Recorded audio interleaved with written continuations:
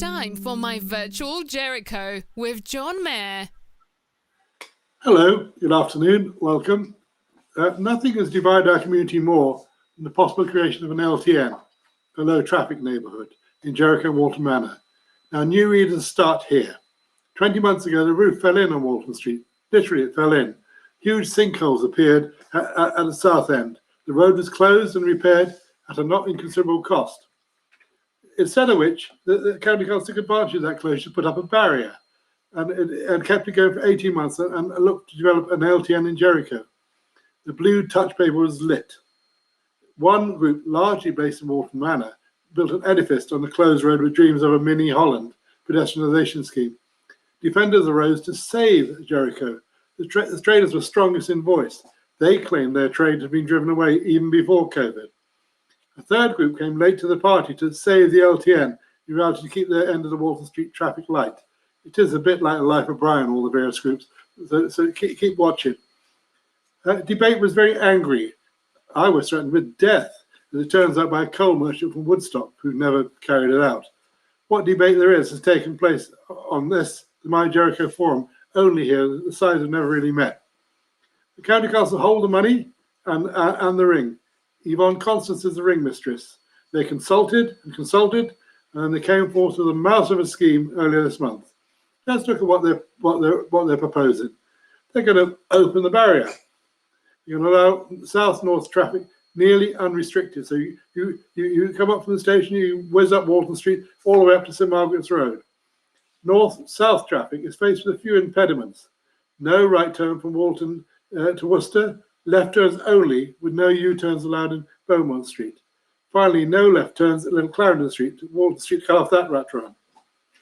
Maybe I'll leave that up for a minute or two so you can take that in. It's quite a complicated scheme, but they made it a bit more difficult. That mouse was met with a roar, mainly of disapproval.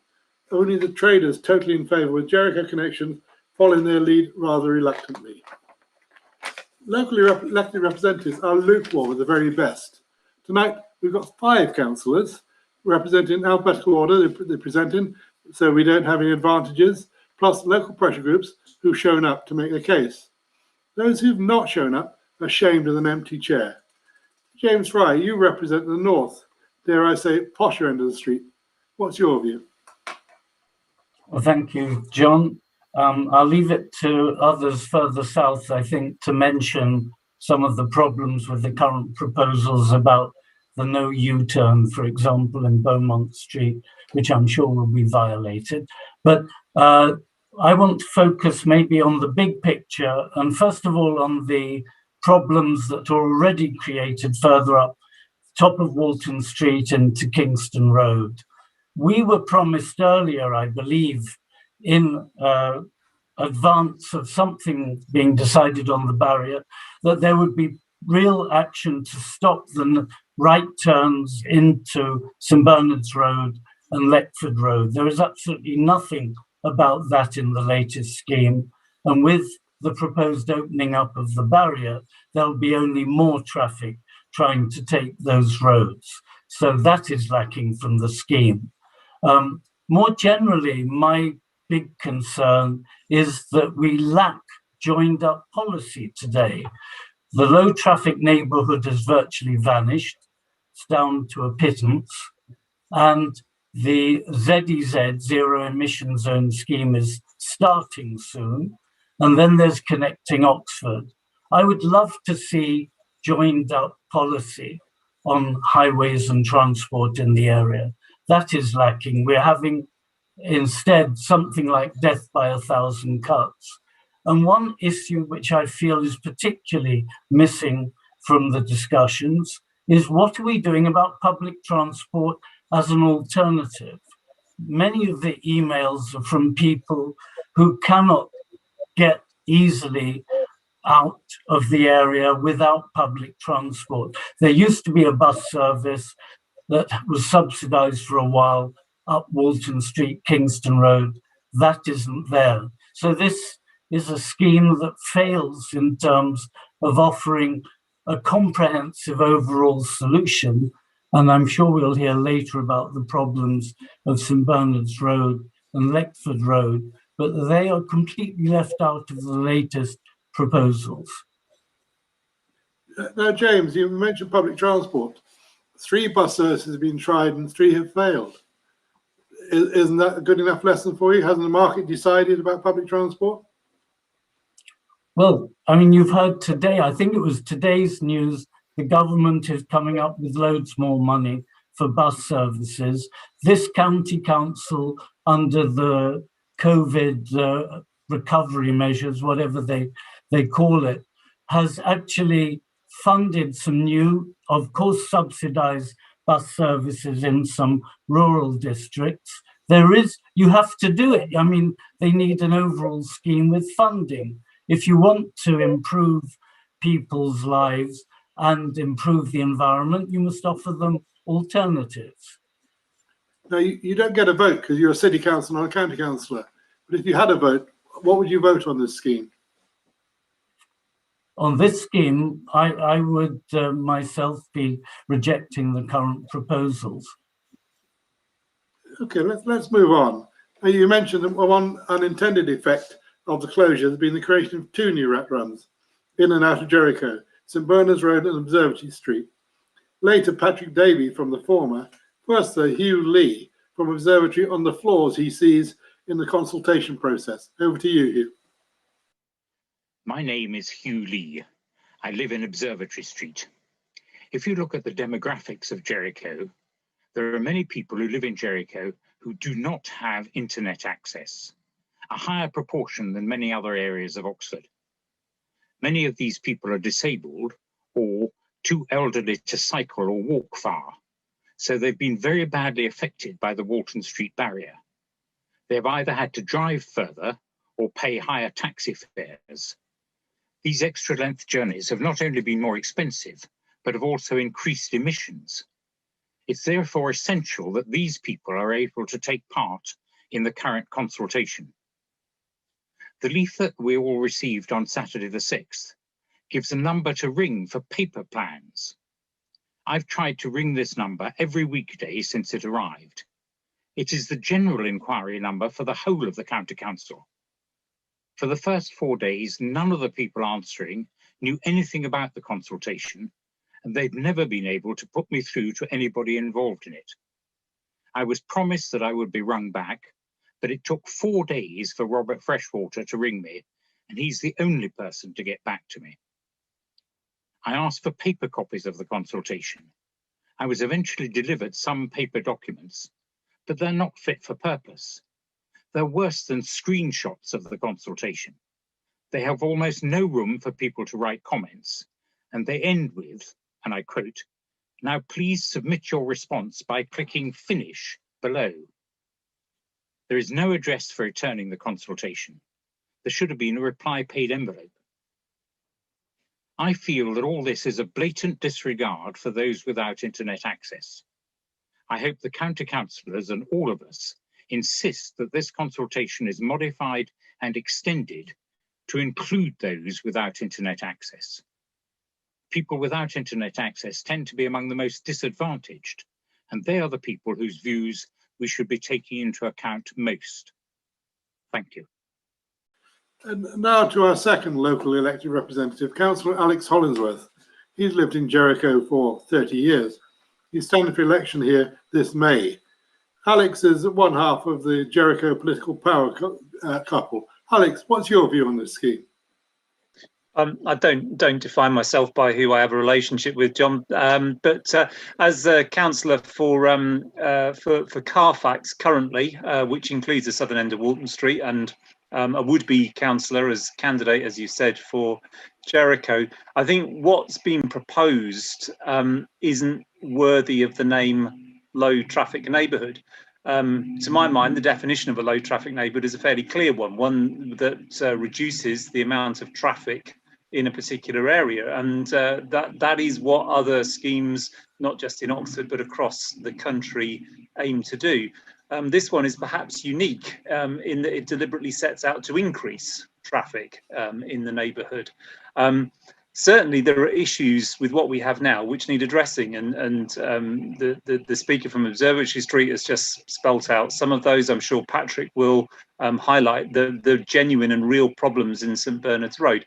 But what the current closure has achieved is to significantly reduce the amount of through traffic across Jericho, and particularly in the southern end of Walton Street. And anyone who will remember back to before the closure, we had there a near permanent traffic jam during the working day and at weekends, with people coming down Little Clarendon Street and then coming down Walton Street. And this scheme aims to reintroduce some of that traffic, not all of it, but some of it. Particularly the northbound traffic, but also some of the southbound traffic, and it's actually explicit in the objectives of what's been put forward. That I think under the mistaken belief at the county council that cars driving past increase trade, I would argue that people are the ones who go into businesses and buy things, not cars going past them. But it's an explicit objective to increase this. So this isn't a low traffic neighbourhood, and it falls lamentably short of the objectives of different schemes put forward by different people. It does nothing to address the problems with what we have now in St Bernard's Road and Leckford Road. So it doesn't even pass the kind of basic equitableness test. It just makes everything a bit worse for everyone. So I certainly oppose it. I will say so, and I would support the retention of the current barrier until the connecting Oxford bus gate or bus filter, whatever the current terminology is put in place. Because the problem that we have is there is too much through traffic coming through Oxford, and a large chunk of it used to come through Jericho, and we do not want to reintroduce that. So this isn't a low traffic neighbourhood. I support a low traffic neighbourhood, and therefore on that basis I oppose this. So if they were to amend the scheme at all, what amendments would you like to see to it? Well, I think what they've taken here is some ideas that residents groups in the south of the area have put forward, which was supposed to complement some of the ideas being put forward by the low traffic neighbourhood group, which has members across Walton Manor and Jericho. They weren't supposed to be alternatives, they were supposed to be additional. So what we have here is a tiny element of a broader set of proposals. And I appreciate why the county council haven't put them forward. They haven't put them forward because they don't have enough funding. And I appreciate the financial challenge that they have, but having a financial challenge isn't sufficient reason to reintroduce huge quantities of traffic into a residential neighbourhood. What's the position on the ZEZ? How close to being implemented is that? It was approved by the City Council and the County Council in the last few days. So it will happen? Yes, it will happen unless there is some form of government intervention or judicial review, and one never predicts what will happen with these things. But you hope. Last question. How will that affect Walton Street? So I couldn't hear you. You broke up. Last question. How will that affect Walton Street, the ZEZ? The ZEZ in its pilot phase won't affect it at all. If the pilot phase is successful and the planned rollout to the second phase goes ahead, that will affect the southern end of Walton Street. But there's the point of the pilot is to identify the kind of challenges that need to be addressed. Certainly with the pilot area, which is focused around New Inn Hall Street, extensive consultation with businesses was part of that. We're going to need to do that kind of extensive consultation on a much wider area, including the whole of the commercial part of the city centre. So I think there's quite a lot of work still to do to work out what things need doing there. Personally, my view is it's connecting Oxford, which is about reducing the amount of traffic, not necessarily the ZEZ, which is a complementary measure aimed to encourage the shift of the kinds of vehicles people have.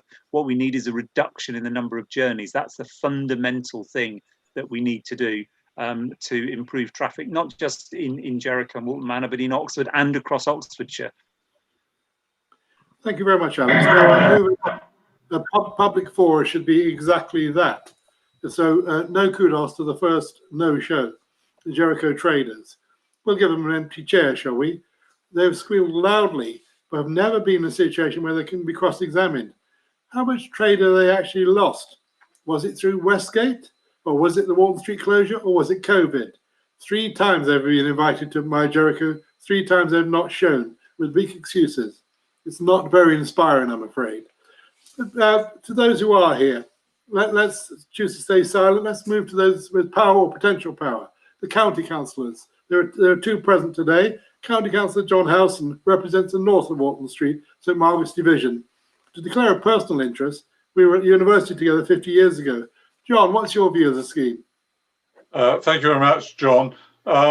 During my re-election campaign in 2017, the major issue in this area was the through traffic using St Margaret's Road, Kingston Road, and then down into Walton Street. I took up the requests from residents after the election to say that they wanted, if possible, something done about it. I have to agree with Alec Hollingsworth that what has emerged is not what we expected and is certainly not a low traffic neighbourhood.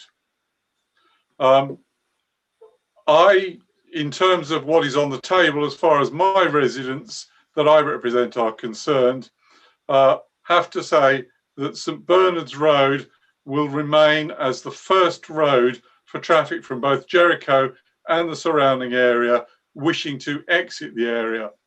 And for that reason, I believe the scheme will not reduce the traffic on St Bernard's Road and is therefore unacceptable to both St Bernard's Road and indeed to Leckford Road. Traffic from, as John has said, traffic from the south and west of the city will again be able to use Walton Street and Kingston Road, St Margaret's Road route to the Woodstock Road unimpeded, as before the barrier was put in place. That is not in line with the aim of a low traffic neighbourhood, and indeed I think will seriously increase the risk to cyclists using the route. If the original aim was to prevent residential roads being used as an alternative through route in both directions, this is a complete failure to do that, and another reason why I find the proposals unacceptable. It's disappointing that there are no proposals to promote active travel. One simple thing that could have been done would be to suggest some cycle parking on Walton Well Road to encourage people to cycle to Port Meadow rather than to drive there, as many people try and do at present. I'm delighted that Jericho connections echo some of my concerns, particularly the effect on St Bernard's Road, and they might have added Leckford Road as well. As we've heard from Alex, there is a debate about how we reduce vehicle movements generally for the sake of the environment. And such a debate must identify the need for the closure of whole areas to the free movement of traffic. Essentially, this issue here is between the desires of competing groups, and especially between the desire of business and of residents. And I have to say, I echo what James said about the need for a bus, and I would like to see, for instance, the 14 from the station to the JR divert some of its journeys up Walton Street, Kingston Road, St Margaret's Road, rather than being yet another bus on the Banbury Road, where it's competing with lots of other buses for passengers. The bus company and the officers at the county tell me it's not economic and they don't want to do it. The survey I did of residents before Christmas showed that there were a lot of residents who would like to see a bus service back. So I think that what we've got at present is a dog's dinner. It is not a low traffic neighbourhood, and it actually doesn't meet the criteria of the original proposals, which was to stop through traffic. Now, John, you actually get a vote. How are you going to vote on this proposal? I don't get a vote. It will be decided by the cabinet member at the delegated decision meeting at the end of April. unless it then gets called in, and I don't know whether it can be called in, and indeed whether it could be called in at a period where we're in an election and there are no more meetings of this council. So it looks to me very unlikely that if it is agreed that I will get a vote on it. But Susanna may have a different idea about a mechanism we might be able to use. So what's the next step after this 2-week lightning consultation? What happens then? The officers will write a report. This will go to the Cabinet members' delegated decision meeting at the end of April. And my understanding is that she will make one of presumably 3 decisions, either to keep the experimental traffic order that's in place at present, or to go back to the status quo ante that was there before the barrier was put in place, or to accept the scheme that is currently being consulted upon. Now, if you're a betting man, where do you think we'll be in June on Walton Street? I don't know, but if I'm not a betting man, but I wouldn't be surprised as the dying act of the present council if they nodded through the present consultation, whatever the outcome of the views are. But I have no inside knowledge on it. Clearly, the consultation closes on Friday, so we won't know until the officers write the report what the strength of feeling is. But as Hugh said, it is a very biased in many ways, and I received lots of complaints, as I'm sure my councillor colleagues did, about people who tried to ring up on the first couple of days and the public inquiry line knew nothing about it. Thank you very much, John. Now to another local residents group who have showed up. Walton Street South has been in nirvana for 20 months. The rat runners have gone and there's been little or no traffic. The South Residents Jericho Association morphed into the Save Jericho LTN group. Stephen Brown, how do you see it from now, from your quiet corner? Oh, hello, John. Well, at the moment, it's still relatively quiet. But what I'd like to say is that the Save Jericho LTN group was set up last December to act as a voice for those who felt there was much to gain from the retention of the existing barrier or modal filter at the southern end of Walton Street. Although the barrier brought many obvious benefits in this area of the LTN, we do understand and appreciate the knock-on effects on some of the side streets to the north in Walton Manor, particularly St Bernard's Road that's been mentioned tonight. It was in this context that in December, we actually suggested to the County Council something very like their current plan. But in addition to the no right turn at Walton Street, we also suggested no entry to the south-north traffic at this point. We said that this would end non-stop traffic at the same time as provided a much-needed relief valve for the traffic exiting Jericho, restricting to turning left up Beaumont Street. So with our scheme, legitimate traffic would enter through the pretty much non-residential Little Clarendon Street and exit either through the southern end of Walton Street or via Walton Manor, which seems fair to us. So we were quite pleased to see that the County Council have put something like our proposal along as part of their consultation process. But we are concerned that it seems to offer a sort of pick and mix approach where people choose which of the various possible interventions are included. We're very concerned about that, and in a sense surprised it hasn't been mentioned this evening. It needs to be addressed as a complete package. And in that context, we don't believe it functions correctly as an LTN. There still remains this major problem of northbound through traffic that's been raised by many already tonight. Placing a northbound filter at some point would clearly reduce this damage. There are many alternatives from Kingston Road, the north end of Walton Street, just south of the mini roundabout, to the north, or indeed the south of Great Clarendon Street, or even just south of Little Clarendon Street. Each of these measures would have implications that would need to be carefully and constructively worked through before implemented.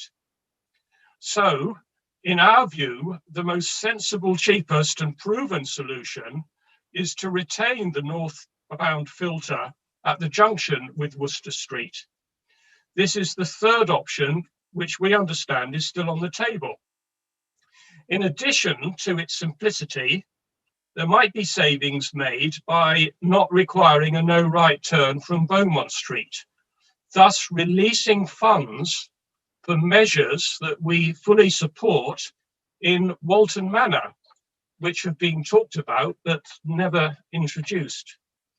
Whether this remains permanent or an interim measure until the ZEZ and the connecting Oxford and maybe even a Jericho bus become a reality is, we would argue, a discussion for another day. Thank you. Stephen, if the Thames Valley Police were to offer you an ANPR camera at the end of Walton Street, what would you say to that? Well, that is one of the options that we included in our paper that we gave to, that we presented to the County Council. So we would have no objections to that, and logically there would have to be one there or by Little Clarendon Street or wherever if there was a ZEZ introduced. But part of our proposals that I've mentioned previously actually included a similar sort of arrangement at the north end of Walton Street, just south of the little mini roundabout, so that, for example, northbound traffic could still leave, but southbound motorized vehicles couldn't enter. So it would be like a sort of reciprocal arrangement to what you can see mocked up behind me, if I get my shoulder out of the way, at the southern end of Walton Street. You get the kit, you put one at the southern end and you put one at the northern end. Keep it nice and simple. If this proposal goes through, how many cars do you expect coming down South Walton Street every hour? Well, to be honest, I'm not sure that anyone actually knows. I do know that you may recall the Jericho LTN group spent a considerable amount of time and effort in developing various proposals and indeed coming up with a consultant's report. And one of the things that was in that report, it talked of if it was opened at both ends, at both directions, there'd be up to 4,000 vehicles each way.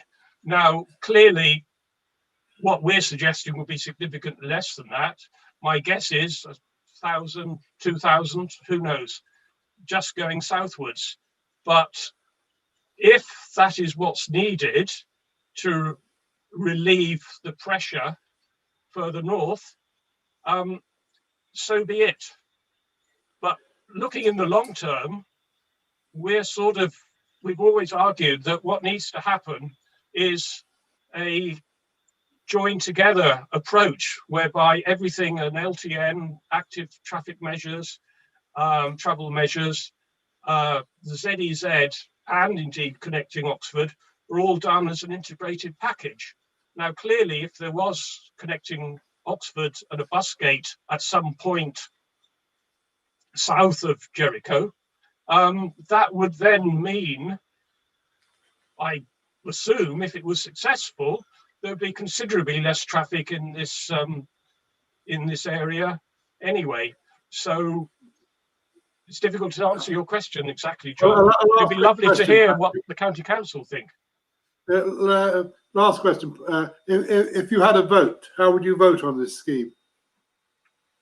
If I had a vote, I would vote for what I suggested is the third option, which is not part of the consultation process, but I believe the option that's being mentioned that Councillor Constance could make, of retaining the filter, sprucing it up, and see how things go over the next year, 18 months, 2 years, and deal with whatever needs to be done when we've got all the other measures that people are talking about fully in place. Thank you very much, Stephen. Now, St Bernard's Road has got busy during the barrier closure. It's got very busy. Patrick Davey, you represent people in St Bernard's Road and maybe those in Leckford Road as well, who suffer this new rat run. What's your view? Thanks, John, and thanks for inviting me. I'm just going to speak about three things. Firstly, basic principles of traffic management, which are vital. Secondly, where we go in the short run. And thirdly, where we go in the medium term. And before this, I just want to say to everyone, particularly Stephen, but everyone, I really understand everyone has sincerely held beliefs and comes from a position of integrity. It's been a difficult debate, and I absolutely understand and empathise with people. The situation pre-closure in South Walton Street was not acceptable. But I believe the dramatic closure of Walton Street was not an appropriate solution to that unacceptable situation. So we go to principles of traffic management, which, like most principles in our democracy, include equity, justice, and pragmatism. So we should reduce traffic, distribute what remains equitably, and make plans so that traffic takes the most direct route from residential areas to main arterial roads, including the inner ring road of Bowman Street or Woodstock Road. Shutting South Walton Street meant that 2,500 cars per day previously using that exit went north instead and largely used St Bernard's Road. Pre-closure, the ratio of traffic was for every 20 cars exiting South Walton Street, 13 or 14 exited North Walton Street, 10 St Bernard's Road. And this was a natural evolution of the situation for our area and was appropriate and fair. Closing Walton Street created a high and ultra high traffic neighbourhood in North Walton Street and St Bernard's Road. Inappropriate and terrible. The quiet zone created in South Walton Street was private due to the lack of shops and restaurants there, which was wrong. And Stephen's current photograph illustrates the private nature. The current proposals are for a dribble of traffic to go out for South Walton Street. They mean the bulk of the traffic still goes north and therefore largely out of St Bernard's Road. Inappropriate, inequitable. The proposed ratio of traffic would be for every 20 cars going out of South Walton Street, 60 or 80 would go out of St Bernard's Road. Starkly inequitable. I therefore suggest full opening of South Walton Street with measures to limit traffic. The no left turn at the bottom of Little Clarendon Street, and as Stephen has said, a no entry to Walton Street from Kingston Road at the roundabout. One could also stop the traffic going up from the station. These measures will protect South Walton Street and distribute the traffic equitably, unlike the current proposals, which also inequitably have 4 measures to protect South Walton Street, none for Leckford and St Bernard's Road. We too, for justice's sake, require specific mitigation. And my particular favourite is no left turn at the top end of both roads, so only right turn at the top ends. In the medium term, actually, I think rather like Stephen, I support the position of the Jericho low traffic neighbourhood for modal filter in Walton Street, but this must have traffic reduction measures for South Walton Street and the mitigation redistributions for Walton Manor, particularly St Bernard's and Leckford Road.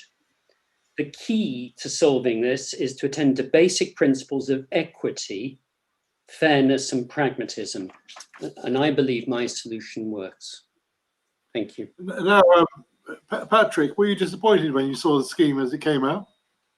Yes, there was a complete disconnect between the principles, what had been discussed in light of those principles, and what came out. And actually, the killer argument I heard was that the reversal of St Bernard's Observatory Road was stopped on the basis it may become a St Bernard's Road, and I understand that. But what about St Bernard's Road? Now, you were promised a no right turn, were you not? Yes. For coming down Walton Street. Whatever happened to that? Well, that was the plan by the county council, repeatedly promised. That wasn't actually my plan, but it had been repeatedly promised over the course of a year. And it was pulled specifically because they were going to develop a low traffic neighbourhood, which they have not done. And So just in logical terms, in fairness, in justice, that's a real problem. So if they're not going to deliver using that mechanism, they must deliver. Now it's entirely reasonable for the 4 northern Walton Manor roads to get 25% of the traffic each, as opposed to the fact that Leckford and St Bernard's Road get 70%. But it will mean redistribution, and that is difficult. And I understand that. But there is also that tension between that which doesn't go out of South Walton Street, goes north. And there's no getting past it. That is a tension. That is why one has to get back to principles of equity. Pre-closure, exiting, 60% went south, 40% north. That seems the natural ratio.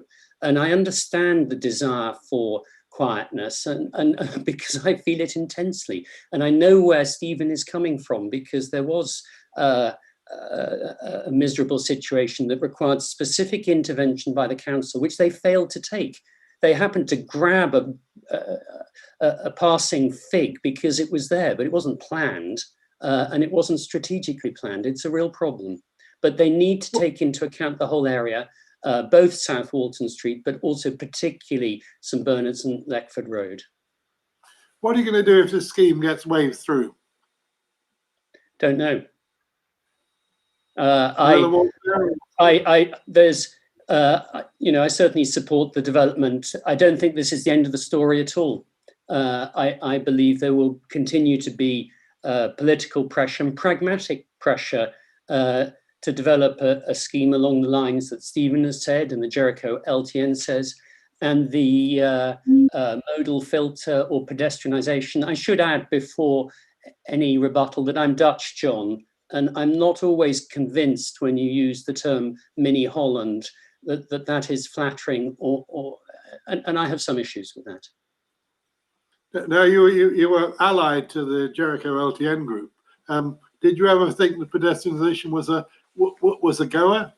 It was cost £600,000. The council only had £52,000. Yeah, as an immediate development, there wasn't the money available. But there is a way to transition to that, and I believe it will greatly enhance the area, and I strongly believe it will make the traders rich.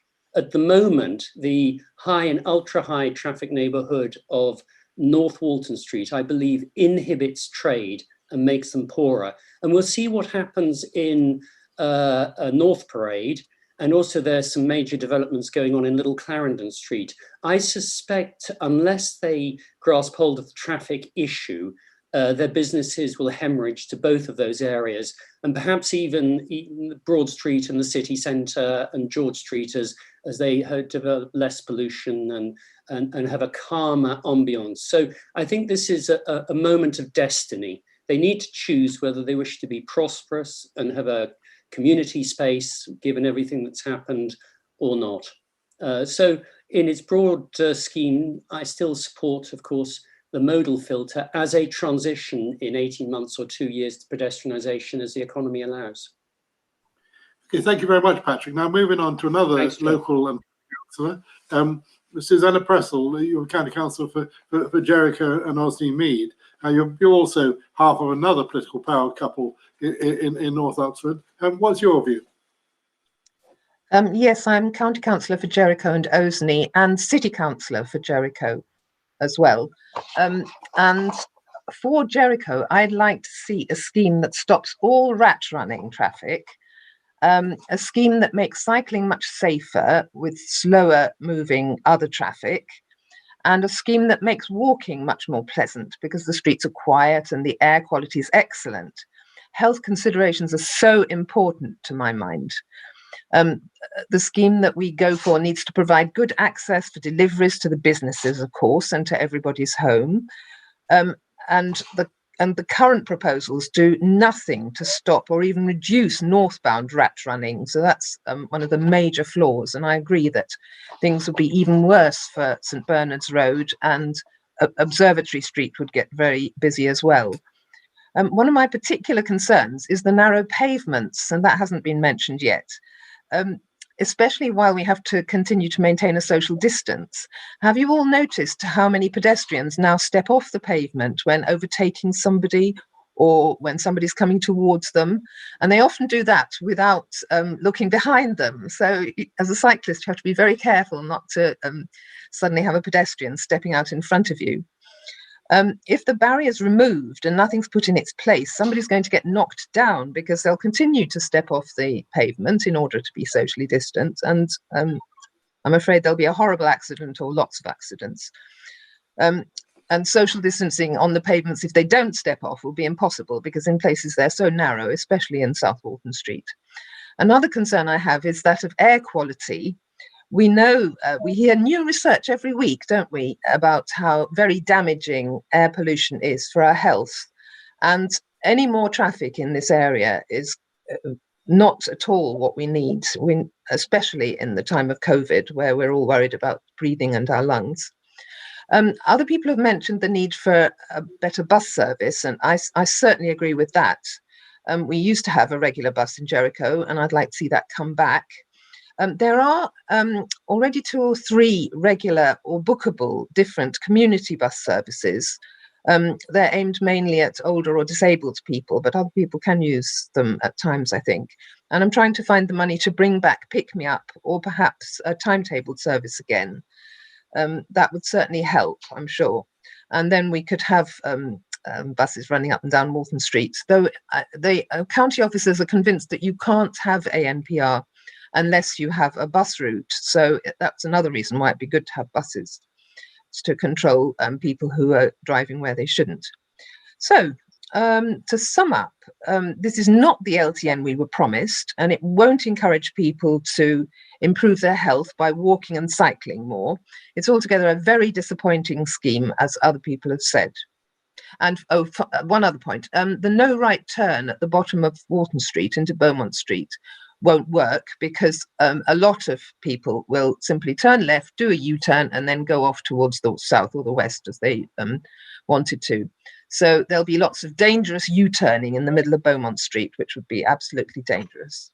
Okay, thanks. Now, Jericho Connections, who are not here, say they represent the majority of people in Jericho and they support this scheme. What's your reaction to that? I think there's a silent majority that wants quieter streets, better air quality, and less noise so that people can walk and cycle to the local shops. So what should that silent majority do now? Well, I hope they're responding to the consultation and saying that what's proposed is not good enough. You don't have a vote on April the 29th, but if you did, how would you vote? I'd vote to keep the barrier for the time being, because the alternatives that they're proposing are just dreadful. Thank you very much, Susanna. Now, time for another empty chair. Jericho Connections, who I've just mentioned, they were formed to fight for the removal of the barrier. They claim to represent ordinary people in our sceptred Ireland. They have in the past faced public examination, but not tonight. That's their loss. And finally, a last elected representative, Louise Upton, the City Councillor for Walton Manor, the north end of Walton Street. Louise is also the cycling star for the City Council. Louise, what's your view? Hi, John. Thank you. Well, I visited the aforementioned Mini Holland, Walton Forest, a couple of years ago, which is, of course, the poster boy for low traffic neighbourhoods. And I wandered around. I spent most of the time just sort of ambling along in the middle of residential streets, because you can. And then in the little district centres, there's people in pavement cafes, you know, walkers and cyclists stopping to nip into local shops. So, you know, I was really impressed by that. And I was taken on a tour of it by the local councillor who had pushed it through in the teeth of, you know, howls of protest. You know, had demonstrations on the steps of the town hall against it at the time. But now, you know, people love it. They wouldn't consider going back to how it was. For me, the whole point of a low traffic neighbourhood is that they encourage people to walk and to cycle. They allow people to use their residential streets differently when they're not plagued by, you know, rat running traffic.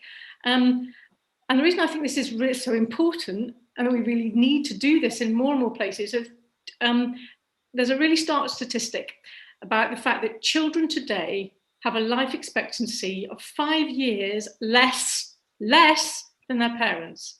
And a major driver of that is the fact that they don't get enough physical activity. So we really have to get people to build walking and cycling into their daily life. So that's my starting point on low traffic neighbourhoods.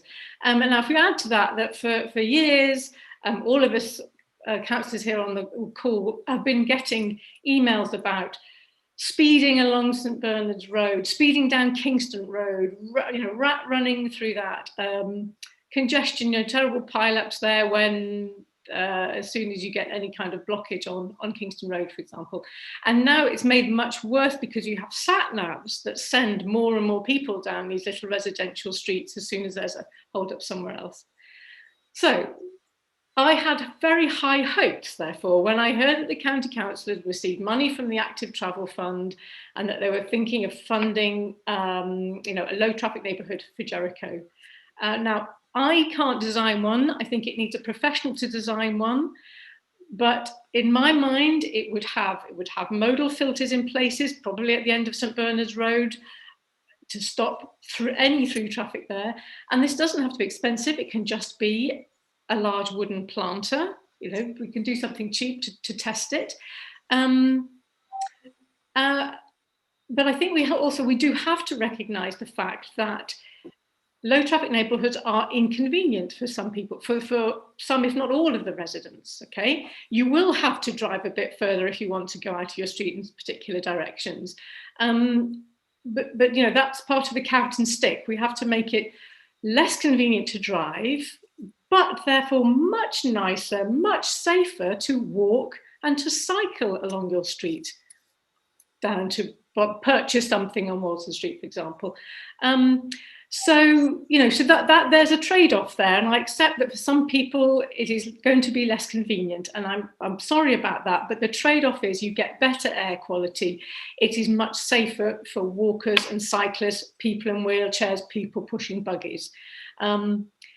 So I guess in summary then, I can't support the proposal that's come out because this is not a low traffic neighbourhood, just isn't. I hope the county will show some backbone and develop a proper low traffic neighbourhood that does just what, as Patrick's outlined, reduces traffic and then distributes equitably what remains.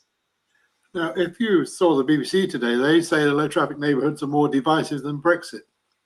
How do you react to that? I think when they go in, absolutely they are. People are furious to start with because they've got to rethink how they do their journeys. They've got to dust off their bicycle. But if you go back 6 months later, you find, and I believe the Department for Transport are going to be releasing some data on 4 schemes that have gone in the last 6 months. If you go back a month later, you find that about 2/3 of the residents are now in favour of them. Now, you were in favour of pedestrianisation of Walton Street. That was surely never realistic with £52,000 to spend, and that cost £670,000. But was it? It was a dream, wasn't it? For that kind of money, absolutely. But you have to start by dreaming. I mean, you have to start. I mean, I'm a scientist, so for me, I'm all in favour of trying things. Try it cheaply, block things off, see how it goes. If it's nice and it works, then instead, then do the expensive bits and pave it nicely, etc. If you had a vote, how would you vote on this? So I think I'd have to vote against the specific proposal that has been made. I would, with a heavy heart, therefore, vote to keep the barrier that's there at the moment. But I'm aware that at the moment it's having horrible consequences for several of the roads north of it. So if they keep it there, but put in some mitigation measures for the roads that are badly affected now, while you work up a proper low traffic neighbourhood, get a professional in to design it. Not me, I'm not going to do that this evening. Thank you very much, Louise. Now, the final empty chair of the evening, and in fact the emptiest chair of the lot, the most shocking no show of the night. The so-called Jericho LTN group. They've been the most vocal of them all. They wanted to pedestrianise Walton Street, and an NCN in essence, a no-car neighbourhood. They raised funds, commissioned a report, an expert report to support their case. That would have cost £600,000 plus. the county council had just 50,000 to spend. It was never really a starter. Tonight, LTN Jericho have chosen to be silent, surprising and rather sad. There's a bit of time. Would anybody like to bring up any points raised by any other person they want to contend? Yes, please. Yes, go on, Suzanne. Susanna. I do agree with Louise. With £50,000, you could easily create a low traffic neighbourhood and trial it, because you'd only need a planter, as she said, in Walton Street, perhaps outside Walton Street Cycle, somewhere like that. And it wouldn't be a no car neighbourhood. That's an exaggeration, John. Because you can drive up to the barrier from one direction and you can drive up to it from the other direction. You just can't drive through Jericho at breakneck speed. You'd also need a couple of other planters in the side streets within Jericho to stop people from diverting through the residential streets of Jericho. But that would work really well, I think. And there'd be you could make sure that businesses could get their deliveries, and I think it would be wonderful. So that's what they should have proposed. I really don't understand why they didn't, and I'd like to find out why. Any other local councillors or real people want to contend anything? John, if you could let, it's Alex, if you could let me, as you know, I've got another meeting at 6, so I have to leave in about 3 minutes in order to get to that one. But a couple of points I would make. First off, on this point about the BBC slightly silly story today about, you know, this is more contentious than Brexit. It's a media trope. It's lazy, and you know, if you go back more than 50 years to the very first pedestrianised streets called a foot street at that point in the country, in my home area of East Anglia, London Street in Norwich. That was contentious for 6 weeks, and then it wasn't. And you know, I don't think anybody walking through one of the most beautiful streets in the eastern side of this city now would want to put the two-way traffic back through it. And the second point, and it kind of very much picks up on what Patrick was saying and agrees with him. There's a misapprehension in working out numbers of cars, and I think you may have fallen into it yourself, John, that every single journey made by car before Walton Street was closed will be made anyway, and therefore needs to go somewhere else. The whole point of things like low traffic neighbourhoods or road closures or pedestrianisation schemes, all of it is to, one, get people to think about whether the journey is necessary, and two, to think about the mode of that journey. And what we have at the moment is a place where cycling and walking is much nicer than it used to be. It was actively unpleasant and dangerous to cycle in the southern end of Walton Street. And that, of course, is the route to town, route to an awful lot of jobs for people. And if that route was so unattractive, you didn't want to go down it, then, you know, we got people getting into their cars for that reason. And so what we need to look at here is not just how many journeys used to be made, but how many of those journeys are no longer being made because they never needed to be, and how many of those journeys are happening by other modes, walking or cycling. And that's the fundamental thing, I think, that's being missed out in this conversation. I can see Patrick, so I shall shut up and so I can listen to him before I have to go. Councillors have to go off, and Patrick, we have something to say. Yes, and thanks, Alex. Actually, in terms of the money available, I actually strongly believe this is a question of attitude and not the money being available. Well, Botley Road has plus or minus £10 million. Woodstock Road is scheduled in the next few years plus or minus 12 million, I understand. £22 million, of which we get 50,000. 600,000 is not so much to get out of the funds. It all comes down to attitude and belief and where you want to end up. And I strongly believe that is the problem rather than lack of money. That's John, can I come in and comment on what Alex was saying? Because Alex was talking largely about cars. I think the big change in the last couple of years, and of course it's been accentuated during lockdown, is the change in delivery patterns. And we've seen quite a lot of traffic, which is actually what one might, I suppose, derogatorily call white van, but these days could be a private car as well. Those have a certain task in mind, which is to deliver as many parcels to as many houses as quickly as possible. I think we collectively need to look at solutions for the last mile delivery if we are going to really talk about low traffic neighborhoods, because that's the new traffic dimension. We'll clearly see some journeys reduced because more people will be working from home some of the time. But what we don't want is those replaced by delivery vehicles. And of course, many of the other problems were particularly caused when there was a problem on the A34, because as you're well aware, between the Botley interchange and the Pear Tree interchange, there is no alternative route realistically than coming through the city. And I'm worried that every time that closes as a result of an accident, if we keep the northbound filter off, then we will get a proportion of that traffic coming back through Walton Street, Kingston Road and St Margaret's Road, and I don't think that's a good idea. And we saw the traffic patterns originally alter after the fire in the Randolph, which, when we closed Beaumont Street for 6 months, then forced the traffic up this route.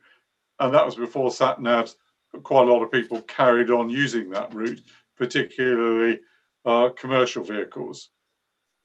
We're running out of time. Any last knock-ins? Anybody else want to have a point of view? City councillors have gone, I assume, have they? I mean, ultimately, you decide. The consultation ends this Friday. If you want to... James has got his hand up. James has got his hand up. I've had my hand up, John. Sorry, yes, I didn't unmute myself. I was just going to make one point, which was actually prompted by something Patrick said. You know, in terms of the fears of the local businesses and residents, he mentioned North Parade, which people probably know I have a lot to do with at the moment, running the market there.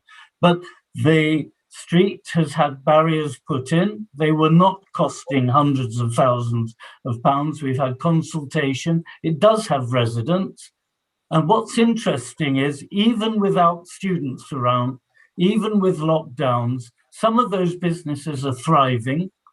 The Barefoot there has queues, I'm told, most days stretching back half the street.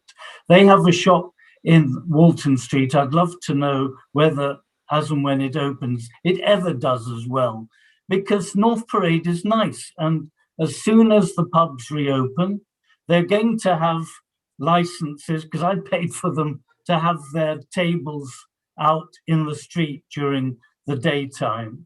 And you will be able to compare very shortly North Parade, which has gone for a kind of low traffic neighborhood, with what could be possible in Walton Street. And I think if you engage with this, people like students who never really went out there much because they eat in college, that audience is there for this sort of area. Jericho would be ideal for that.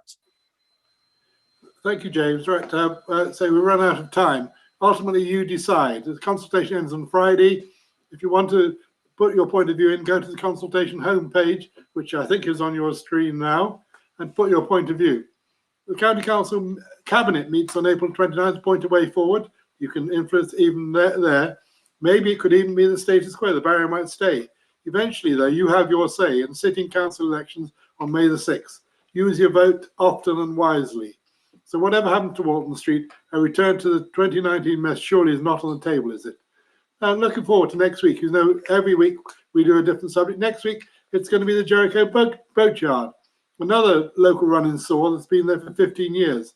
Will it ever be rebuilt to please all? Find out next Wednesday from the architect Dougal Anderson and the developer Stephen Green, 5:30 on YouTube.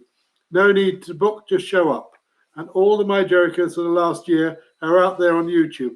Go to myjericho.co.uk to find them, and do consider also giving to the crowdfunding. There is a fund to pay for all of this. Those are the details. Lloyds Bank, a sort code and account there, and the account name is Jericho Good Works. Some of you have generously given. There's plenty of room for other people to give. We have to spend money on MailChimp and other things like that. But thank you very much for watching. I think that's been a very civilized discussion. Until next week, goodbye. Yoo-hoo!